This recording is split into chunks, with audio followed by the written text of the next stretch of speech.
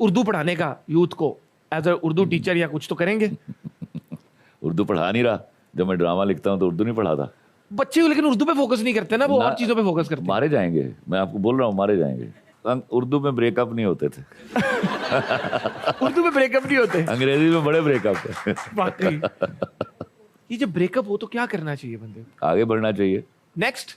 हाँ, या फिर अपनी गलतियां देखनी चाहिए, अपने गुनाह देखने चाहिए। जवानी की मोहब्बत याद है आपको? शर्मा गए खलील साहब, शर्मा गए हैं। मतलब ये मैं जो 5 मिनट का भी प्रोग्राम करके आऊं तो मेरी बीवी देखती है। भाभी ताड़ी मेहरबानी। उर्दू पढ़ाने का यूथ को एज अ उर्दू टीचर या कुछ तो करेंगे? उर्दू पढ़ा नहीं रहा। जब मैं ड्रामा लिखता हूँ तो उर्दू नहीं पढ़ाता। बच्चे लेकिन उर्दू पे फोकस नहीं करते ना, वो और चीजों पे फोकस करते हैं। मारे जाएंगे, मैं आपको बोल रहा हूँ, मारे जाएंगे। उर्दू में ब्रेकअप नहीं होते थे। उर्दू में ब्रेकअप नहीं होते, अंग्रेजी में बड़े ब्रेकअप है। वाकई। ये जब ब्रेकअप हो तो क्या करना चाहिए बंदे को? आगे बढ़ना चाहिए। नेक्स्ट। हाँ, या फिर अपनी गलतियां देखनी चाहिए, अपने गुनाह देखने चाहिए। जवानी की मोहब्बत याद है आपको? शर्मा गए खलील साहब, शर्मा गए हैं। मतलब ये मैं जो 5 मिनट का भी प्रोग्राम करके आऊं तो मेरी बीवी देखती है। भाभी ताड़ी मेहरबानी, माजरत, लेकिन चले फिर। देखिए, जो मेरे यहाँ हुआ ये सारा, वो मैंने सदक़े तुम्हारे में लिख दिया। उफ, ये सदके तुम्हारे की तो स्क्रीन करानी पड़ेगी। भाभी से छुप के अगर कोई शेर कभी लिखा हो, कोई याद हो तो सुना दे। पहले मैं बहुत पहले भाभी से छुप के लिखा करता था। मुझे पहले मेरे माँ बाप मारा करते थे लिखने पर, वो मुझे लिखने नहीं देते थे और मैं छपता था, पैसे आते थे। फिर बेगम साहबा भी मुझे लिखने नहीं देती थी, तो छुप के लिखा। मैं नेशनल बैंक में था और कोटली आज़ाद कश्मीर में पोस्टेड था, तो मैं अपने बेड के नीचे कोयला रखता था, तो वो शेर हो जाता था। शेर को रोक नहीं सकता था। उन दिनों उर्दू बोलता भी नहीं था, सिर्फ अंग्रेजी में बात करता था। अच्छा, फुल मुझे गुस्सा आ गया। अंग्रेजी मैंने गुस्से में लिखी पड़ी हुई है। मैं ओवरऑल टॉप किया मैंने, मुझे उनकी इतनी खुशी नहीं होती थी जितनी मुझे अंग्रेजी में टॉप करने की खुशी होती थी। तो अंग्रेजी की कोई प्यारी बात, कोई क्या अंग्रेजी में क्यों आपका इंटरेस्ट था उस वक्त इतना? इंटरेस्ट नहीं था। मैं I used to fight with my अब्बा। वो कहते थे अंग्रेजी पढ़, मैं कहता था मैं क्यों पढ़ूँ अंग्रेजी, मैं I am not a slave, मैं गुलाम नहीं हूँ कि मैं दूसरी जबान पढ़ूँ। कॉलोनियलिज्म के खिलाफ थे आप? ओ यार, एब्सोल्युटली।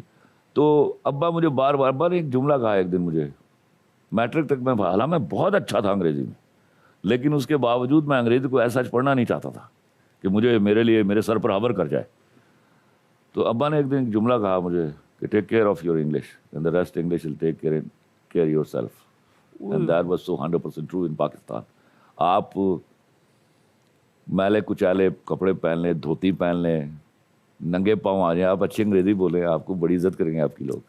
आप बड़े अच्छा सूट पहन के नफासत के साथ खड़े हों, शुस्ता उर्दू बोलिए, मुंह नहीं लगाएंगे। लिप सिंक बैटल की तरफ चलना चाहूंगा कि जब इनका फेवरेट गाना लगता है तो खलीलुर रहमान कमर साहब किस तरह उसको गुनगुनाते हैं, किस तरह उस गाने को एंजॉय करते हैं।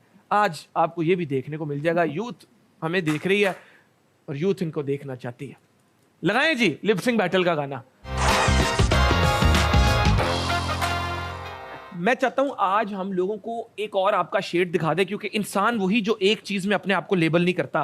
मैंने आपके इंट्रोडक्शन में बोला writer. It is called shade यार। मैं बाकायदा गाता हूं, जब मैंने लिखता हूं गाना, पहले मेरी ट्यून बनती है, उस ट्यून के ऊपर ट्यून बनती है। चलो 50 शेड्स देखें। तो वही मैं कह रहा हूं कि आप तो इतने काम करते हैं, लिरिसिस्ट, राइटर, पोइट, तो गाने के साथ साथ में आज आप लोगों को दिखा दें कि आप गाना एंजॉय किस तरह करते हैं। फुल रिलैक्स हो के आप रेडी हैं सर?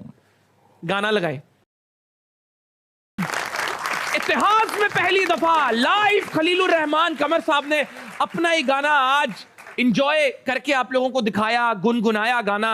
आपने हमेशा इनके जवाब सुने हैं टीवी शोज पे, आपने इनके ड्रामे देखे हैं, लेकिन आज इतिहास में पहली दफा आपने देखा कि खलीलुर रहमान कमर साहब अपने गाने को किस तरह एंजॉय करते हैं, गुनगुनाते हैं, दिल से गुनगुनाते हैं। क्या बात है। तो अभी आप इनके बारे में सोचें, समझें। हम चलते हैं छोटे से ब्रेक की तरफ। कीप वॉचिंग हद कर दी with Mohammad Saqib. Thank you.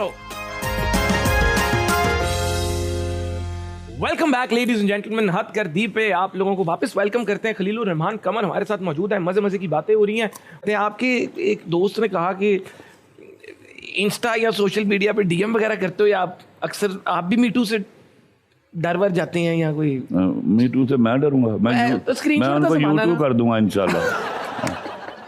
मतलब ये बातें बनी हुई हैं, आप नहीं डरते वरते? बेवकूफ़ आदमी को जो ये सोचता है, मैंने तो कहा उनको क्योंकि मेरे तो करो ना मी टू, मैं तरते यूट्यूब करा। तो आप इसमें कोई स्क्रीनशॉट वगैरह कोई यूट्यूब की टेंशन? टर्म आएगी। अस्सलाम वालेकुम, मेरा नाम वान्या। सर आपसे क्वेश्चन था कि मैं आपकी फ़ैन हूँ और फेमिनिस्ट हूँ, औरत मार्च में भी जाती हूँ। फेमिनिस्ट हो और मेरी फैन हो? जी। क्या खुला तजाद है। और औरत मार्च में भी जाती हूँ, अगर आपको इनवाइट करूँ तो आप आएंगे? अगर आप अपने वो गंदे स्लोगन हटा दीजिए, मैं आऊंगा। मैंने कहा था ये बात। ले जी, खलील साहब ने कह दिया वो आएंगे औरत मार्च पे। क्या मैं मुझसे बड़ा औरत के हुकूक का दाई कौन है? मैं चीखे मार के कह रहा हूँ। मैंने इनके साथ मीटिंग की, मैंने कहा देखो मैं एक अच्छा लिखने वाला हूँ, आओ बैठ के मैं तुम्हारे स्लोगन्स लिखता हूँ। ये क्या रहे स्लोगन्स हैं? थैंक यू कह रही है वो, आप खुश है? अब वो आएंगे, आपने इनको डेट दे देनी है अगली औरत मार्च की, लेकिन खलील आप साहब आएंगे। साबित करेंगे कि यहाँ बड़े ही वो हुकूक के हवाले से स्लोगन्स लगे हुए हैं इस तरह। He is a feminist. Next question. Sir Iman Ali कहती हैं मैं पंजाब नहीं जाऊंगी, उसको ड्रामे से फिल्म में मैंने कन्वर्ट करवाया, फिर जब आपकी एंट्री हुई तो फिर वो फिल्म में खुद क्यों नहीं आई? ऐसी क्या वजह बन गई? तरह का केस सोनिया हुसैन का भी आया। उसने पंजाब मेरे पास तुम हो हिट होने के बाद कहा कि मुझे इसमें ऑफ़र हुआ था, मैंने रिफ्यूज़ कर दिया। तो एक यहाँ लाहौर में एक सक्सेस पार्टी चल रही थी and it was all in my honour, और वहाँ से हुमायूं सईद, अदरान और सब आए हुए थे। तो मैं गया, हम नॉर्मली अपने एक्टर्स को हग भी करते हैं, तो वो भागी हुई आई, सब 200 लोग आए, तो मैंने उसको रोक दिया। मैंने कहा रुको रुको, तुम्हें ये रोल ऑफ़र किया गया था? जी खलील साहब। मैंने कहा तुमने रिफ्यूज़ किया? कहती उस वक्त मुझे बताया जा रहा था हीरो कोई और है, मैं आपको कलमा पढ़ के बता रहा हूँ द ट्रूथ। मैंने कहा रुको ज़रा, हुमायूं नदीम इधर आओ, तुम लोगों ने इसको रोल ऑफ़र किया था? मुझे नदीम ने कहा हाँ किया था, हुमायूं ने भी कहा किया था। मैंने कहा मैं इनके सामने बिठा के कह रहा हूँ, अगर मेरे ड्रामे का ये रोल तुम्हें ऑफ़र भी कर देते हैं तो तुम्हें इज्जत दे रहे हैं, होना वही है जो मैं करूँगा। अगर मैं आपको नहीं चुनूंगा और आप मेरी बुक्स में कहीं नहीं थी, इसका मतलब ये नहीं है कि आप अच्छी एक्ट्रेस नहीं है। You were nowhere in my contemplation at all कि मैंने आपको कास्ट करना है। मुझे आयजा खान का नाम लिया गया, मैंने इमीडिएटली अग्री कर दिया।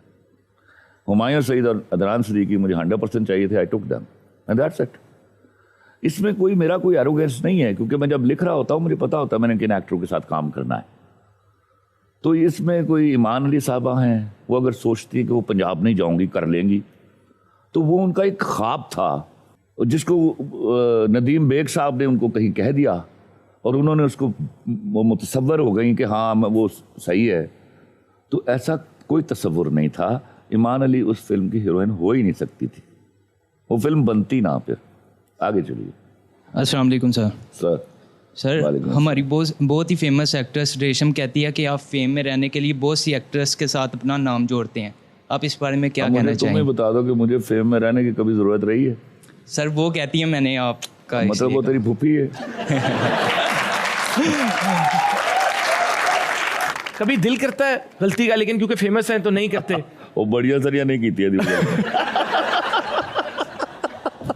पड़ेगे फुल्ले और सर पॉपकॉर्न बस ठीक हो गया। Next question. अस्सलाम वालेकुम। वालेकुम अस्सलाम। मुझे आपकी अच्छी सी जो आपकी फेवरेट है पोइट्री सुननी है। मेरी शोहरत मेरा डंका, मेरे एजाज का सुनकर कभी ये ना समझ लेना मैं चोटी का लिखारी हूँ। मेरी शोहरत मेरा डंका, मेरे एजाज का सुनकर कभी ये ना समझ लेना मैं चोटी का लिखारी हूँ। मैं बिजनेसमैन हूँ जानम, मैं छोटा सा व्यापारी हूँ। मेरी आड़त पे बरसों से जो महंगे दाम बिकता है, ओ भाई ओ यार जितने बंदा डिजर्व भी नहीं करता ताली तुसी होते भी मार रहे हो। मेरी आड़त पे बरसों से जो महंगे दाम बिकता है, वो तेरे गम का सौदा है।